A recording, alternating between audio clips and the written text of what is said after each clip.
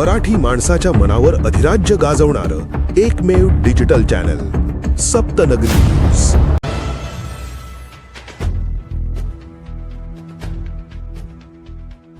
धान्यातून साकारला नीलकंठ। अकोल्यात केतन भांगे यांची अनोखी कलाकृती।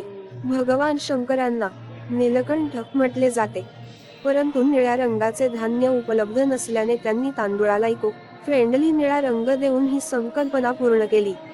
पहिल्यांदाच केलेल्या या अनोख्या प्रयोगाचे भाविकांकडून भरभरून कौतुक होत आहे।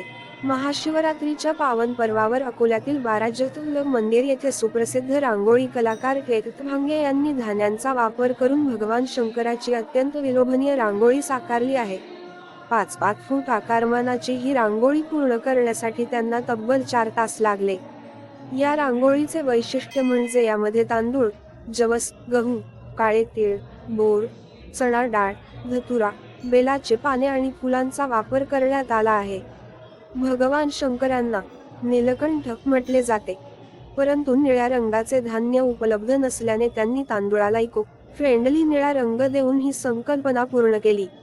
पहिल्यांदाच केलेल्या या अनोख्या प्रयोगाचे भाविकांकडून भरभरून कौतुक होत आहे।